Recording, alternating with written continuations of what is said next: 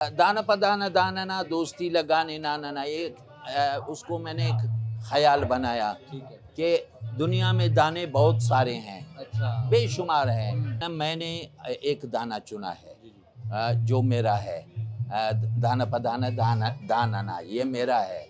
बम्बे हम गए एक फिल्म के लिए, नाम था फिल्म का मिर्जिया। राइटर थे वो थे हमारे गुलजार साहब। अच्छा, गुलजार साहब मिर्जा गालिब लिखी है, डायरेक्ट किया है। उस फिल्म के लिए मैंने गाया। अमिताभ साहब ने भी अपने घर बुलाया, चाय पिलाई। अच्छा, आप लोग गए हैं अमिताभ बच्चन से मिले हैं? बड़ा टाइम दिया उन्होंने, अमिताभ साहब ने बड़ा वक्त दिया। बहुत ही ज़ीरक, बहुत ही नफीस और शाइस्ता तबीयत के मालिक हैं। अस्सलाम वालेकुम नाज़रीन, मेरा नाम है वसीम बलोच और बलोच कनेक्ट के एक और एपिसोड के साथ मैं हाज़िर हूँ। आज मेरे साथ हैं अख्तर चनाल साहब, बहुत ही वेल नोन बलूचिस्तान के एक बहुत बड़े सिंगर हैं और उनकी एक हिस्ट्री रही है और ख़ास तौर पर लोक विरसा में परफॉर्म किया है। तो आज हमारे साथ यहाँ पर लोक विरसा में बैठे हुए हैं। कल उन्होंने परफॉर्म किया है इधर अपना लोक मेला में, तो आज उन्होंने हमें टाइम दिया है, तो हमने कहा कि चलो इसको गनीमत समझते हैं और उनसे समेटते हैं जितना इल्म हमें मिल सकता है। अख्तर चनाल साहब, बहुत बहुत शुक्रिया सर आपका। क्या हाल है हुजूर? मैं बहुत अच्छा हूँ अल्हम्दुलिल्लाह। अब ये ऑडियंस ये है क्योंकि हम मेले में बैठे हुए हैं तो शोर भी होगा, ठक ठक भी होगी, मौसीकी भी होगी, लेकिन हम इसको जितना हो सकता है हम आप तक पहुँचाएँगे। सर जी, हमने जो अख्तर चनाल साहब को देखा है कि दाने पे दाना। जी बिल्कुल बिल्कुल। ठीक है सर, बिल्कुल। मुझे दाने पे दाना से पहले का अख्तर चनाल बताइए ज़रा। मेरा नाम मोहम्मद अख्तर चन्नाल, कबीला मेरा जहरी है। ठीक है। चन्नाल जो है ना एक कबीला जहरी का एक वो सब कास्ट है। ठीक है। हमारा इलाका सूराब है। अच्छा। फिर मेरे दादा माइग्रेट करके कलात आए, ठीक है। वहीं बूदूबाश की, तो वहीं से ही मेरी पैदाइश भी वहीं की है। तो हम चरवाहे लोग हैं, हमारा पेशा चरवाहा है, भेड़ बकरियां पालना हमारा काम है। तो आपको तो पता है भेड़ बकरियां पालने वाले लोग, चरवाहे लोग गीत गाते हैं, सभी गाते रहते हैं। हर कौम में ये है कि फोक लोर जो है ना इन्हीं की तरफ से आता है, क्योंकि सीना बसीना है। तो इसी सिलसिले में मैं भी गुनगुनाता रहा।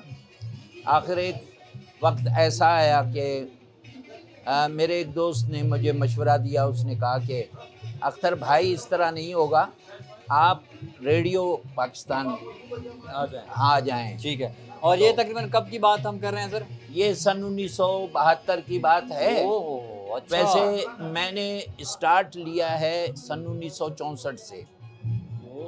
हाँ, सन 1964 में पहला कंसर्ट किया है मैंने, अल्लाह की मेहरबानी से। अच्छा। फोक तो गाता था मैं ना। तो उस भाई ने जो है ना मशवरा दिया कि भाई इस तरह नहीं होगा, आप गाते हैं, अच्छा गाते हैं, तो आपको रेडियो में आना चाहिए। सन 1973 में मैं रेडियो मैंने ज्वाइन किया, क्वेटा सेंटर। जी हाँ बिल्कुल। ठीक है। क्वेटा सेंटर 73 में ज्वाइन किया मैंने। 74 में हमारे पास टेलीविज़न आया, तो हमने टेलीविज़न भी ज्वाइन किया। इसी तरह चलते रहे, आज आपके सामने हैं। ठीक है सर। अच्छा सर, आप जिस तरह आप कह रहे हैं कि रेडियो, मतलब आप कह रहे हैं कि आपने पहले तो चरवाहों की तरह गाया, बिल्कुल, फिर रेडियो पे आए, फिर टीवी आया, फिर डिजिटल मीडिया आया, सोशल मीडिया आया, मतलब ये आपने पूरे फेजेस देखे हैं सर। तो कितना 1973 से लेकर सर कब तक आप रेडियो पे करते रहे हैं? टीवी पे कब आए हैं? 64 से लेकर, सॉरी 73 पे तो रेडियो है, सॉरी टीवी आया है, तो ये टीवी पे कब शिफ्ट हुए हैं आप? बात ये है कि पहले तो सबसे पहले मैं रेडियो पाकिस्तान का जो है ना शुक्रिया अदा करूँगा कि वहाँ आया तो किसी ने मशवरा दिया कि भाई आपको सीखना चाहिए, आप फोक गाते हैं, आपको इस मौसीकी को सीखना पड़ेगा, नहीं तो बात नहीं बनेगी। तो फिर मैं उस्ताद सादिक अली ख़ान तलवंडी वाले का शागिर्द हुआ। अच्छा सर। उनसे बाकायदा मैंने तालीम हासिल की, क्लासिकल।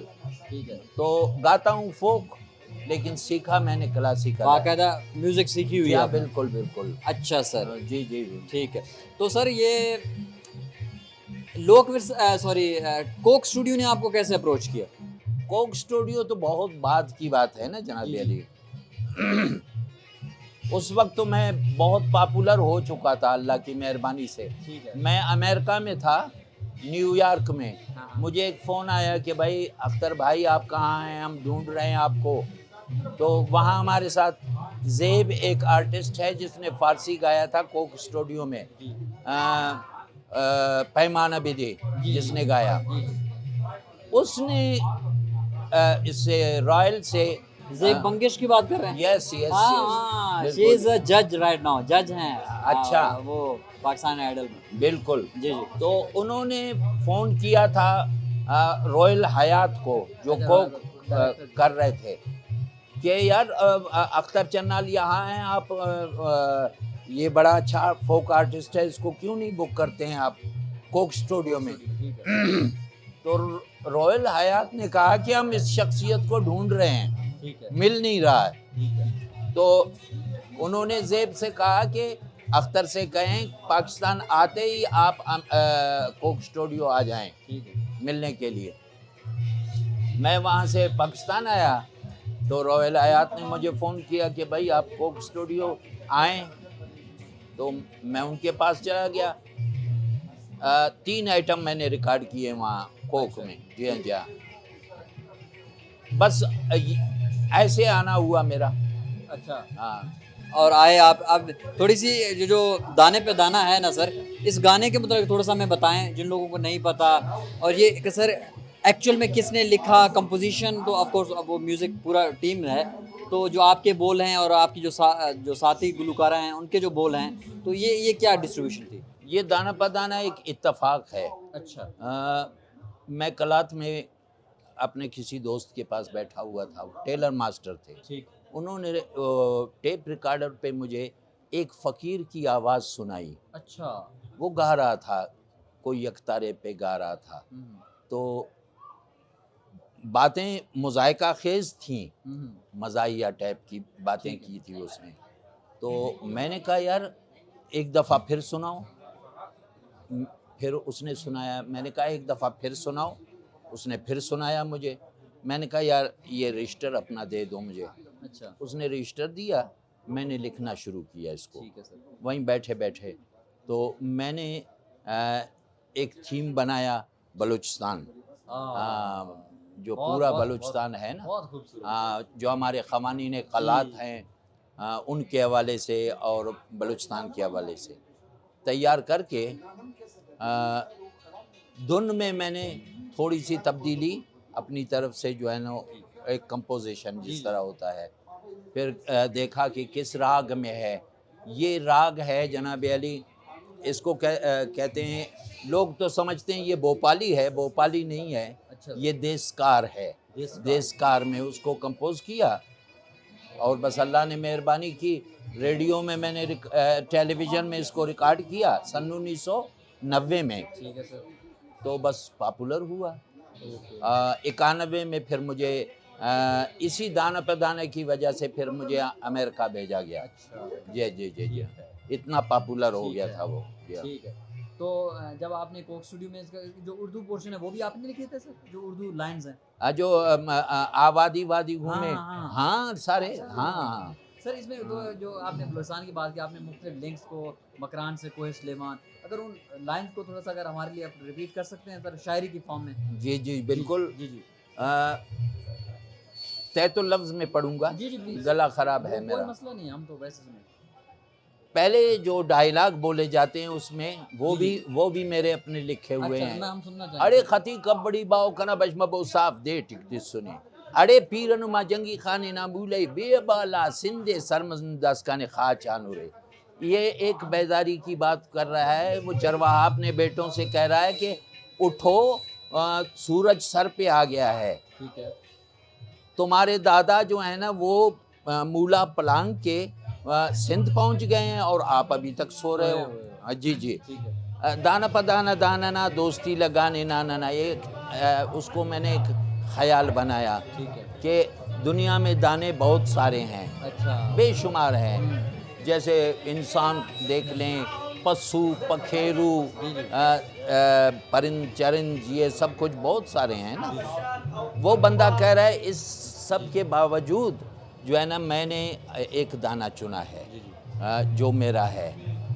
दाना पदाना दाना ये मेरा है, दोस्ती लगाने ना। फिर उससे अपने दाना पदाना से बातें करना शुरू कर देता है। वो उस तरह अपने बलूचिस्तान की तारीफ़ करता है, तारुफ़ करता है कि हमारे पास ख़वानीन कलात में नूरी नसीर ख़ान जैसे लोग थे, पीर फ़कीर थे, अब्दाल गौस कुतुब, इनके हवाले से फिर बात होती है। और फिर सर आपने रीजन्स का भी नाम लिया है ना साथ में? जी बिल्कुल, सबका लिया है। हाँ, जैसे मूला है, बोलान है, शाशान है, ये हमारे पहाड़ हैं, चिल्तन है, कोई सुलेमान है, इस तरह कोई चीज़ छोड़ा नहीं है उसमें। जी लवली। और बहुत मतलब उसको देखिए, आपकी तो सर आप काफ़ी अरसे से थे ना, लेकिन जो नौजवान नस्ल को आपको जो एक नया कंटेम्प्रेरी टाइप एक चीज़ जो वॉइस आई है ना, जिस तरह से वो उठा है ना, मतलब एक मतलब शाहकार हो गया, शाहकार। बस ये अल्लाह का बड़ा करम है कि उस वक्त से मैं तो बहुत कम पढ़ लिख सका। उसकी वजह थी मेरी शादी बचपन में हो गई थी। अच्छा सर, कौन सी उम्र में थे आप? मैं सन 1964 में मेरी शादी भी हुई, पहला कंसर्ट भी गाया, ये यादगार बातें हैं। अच्छा। तो सन 1964 में शादी भी हो गई, तो फिर मैं नहीं पढ़ सका। तो फिर मैं पढ़ता रहा, आपसे भी सीखा, साईं से भी सीखा, ज़माने से सीखा, गर्मी से सर्दी से सीखता ही रहा। तो अल्लाह की बड़ी मेहरबानी है, उसका बड़ा करम है मेरे ऊपर। अब अपने बाबा उस्ताद सादिक अली ख़ान बाबा से सीखा, उन्होंने बहुत अच्छी तालीम दी मुझे, बहुत अच्छी तरबियत, बहुत अच्छी तालीम दी मुझे। सर इससे एक छोटा सा सवाल मैं पूछूँगा सर, एक आपने कहा कि आप बलूचिस्तान के जिस इलाके से हैं, भेड़ बकरियों के साथ मतलब उसी तरह की गायकी होती है।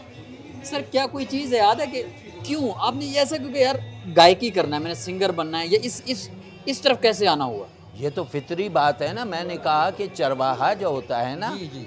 वो फोक मौसीकी एक ऐसी चीज़ है जी। जो बेस है, बेसिक है।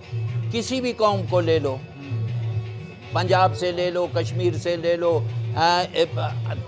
अता के यूरोप से ले लो, जितने चरवाहे हैं, काउ बॉयज़ हैं, वगैरह वगैरह, उनकी अपनी एक लैंग्वेज होती है जो उनके बाप दादा परदादा से चली आ रही होती है। वो सीना बसीना अपने बच्चों में वो मुंतकिल होता जाता है। तो वो तो फितरी बात है, एक नेचुरल है बात है कि वो मुझ तक भी पहुंचा, तो मैं भी गुनगुनाता रहा। हर बंदा आर्टिस्ट नहीं बनता, कोई बंदा बनता है ना। सही बात। जी। अच्छा सर, ये एक चीज़ हम देखते हैं जब शोहरत आती है या नाम आता है ना, लोगों का रवैया बड़ा डिफरेंट हो जाता है, और इवन के दुनिया का भी उनके साथ, आर्टिस्ट के साथ रवैया डिफरेंट होता है। तो सर आप तो रेडियो में, टीवी में गाते रहे, कोक स्टूडियो फेम के बाद जब आप बिल्कुल एक इंटरनेशनल लेवल पे जा गए, सर दुनिया का आपके तई नज़रिया कैसे बदला, या आपका दुनिया के तई कैसे बदला? कुछ मसला कुछ ये चेंज हुआ? मैं आपको बताऊं कि कोक से पहले भी मैं इंटरनेशनल था। अल्लाह की मेहरबानी से मैं बहुत सारे मुल्कों में दौरा कर चुका था। अमेरिका 3 दफ़ा में, अच्छा। इसी तरह यूरोप में, नॉर्वे वगैरह वगैरह, फ्रांस, ये वो मैं पहले कर चुका था। अच्छा। कोक बाद में आया। ठीक है सर। तो बात ये है कि कोक का मैं मशकूर इसलिए हूँ कि कोक ने मुझे नए जनरेशन से मिलाया, यही बात नए लोगों से मिलाया, मुझे नए बच्चे जो पैदा हो रहे हैं ना, नए उनसे मुतारिफ करवाया। देखिए सर, मेरे सवाल क्योंकि मैं उसी जनरेशन से हूँ जिससे मुझे इंट्रोड्यूस करवाया गया है। हाँ, अब जिस अख्तर जनाल से आप मुझे मुलाकात करवा रहे हैं ना, हाँ। रेडियो टीवी वाले से, हाँ, उसको हम अब देखिए इसी के हम कहानी इसीलिए हम जानना चाहते हैं। बिल्कुल, सर फिर जब आप रेडियो टीवी कर तो आपने ड्रामाज और फिल्म्स के लिए कोई गाना गाया सर? हाँ, ड्रामे के लिए भी गाया मैंने। नूरा मेंगल के लिए गाया था किसी ज़माने में, अच्छा सर। जब नूरा मेंगल ड्रामा बना था। उसके बाद मुझे मौका मिला इंडिया जाने का। बम्बे हम गए एक फ़िल्म के लिए, मैं और साईं ज़हूर। अरे वाह, हाँ, साईं ज़हूर भी मेरे साथ था। ठीक है। तो नाम था फिल्म का मिर्ज़िया मिर्ज़िया जी। और वो जो राइटर थे वो थे हमारे क्या नाम है उनका, मेरे जहन में बहुत बड़े, गुलजार साहब। अच्छा, गुलजार जिन्होंने साहब। मिर्ज़ा गालिब लिखी है, डायरेक्ट किया। हाँ, तो वो गुलजार साहब उस फिल्म के लिए मैंने गाया। बाकी बड़ा अच्छा रहा, अल्लाह की मेहरबानी से बहुत अच्छा, बहुत खुश हुए। बहुत ये एक्सपीरियंस अच्छा। अमिताभ साहब ने भी अपने घर बुलाया, चाय पिलाई। अच्छा, आप लोग गए हैं अमिताभ हाँ, बच्चन से मिले हैं? हाँ, साईं ज़हूर थे, मैं था, सादान पीर थे, अच्छा, जो फिल्म साज था, जो हमारा फिल्म साज था वो था। बड़ा टाइम दिया उन्होंने, अमिताभ साहब ने बड़ा वक्त दिया। बहुत ही ज़ीरक, बहुत ही नफीस और शाइस्ता तबीयत के मालिक हैं जनाब। अच्छा, अमिताभ बच्चन साहब। हाँ। सर इससे मैं एक सवाल मुझे आएगा, क्योंकि आपने तो एक लो लेवल से लेके radio, TV, digital media, Pakistan की पूरी इंडस्ट्री देखे, आप बम्बई भी चले गए, बॉलीवुड दो जो अमिताभ दफ़ा 2 दफ़ा गए। सर क्या फ़र्क नज़र आया उनके और हमारे प्रोफेशनलिज्म में?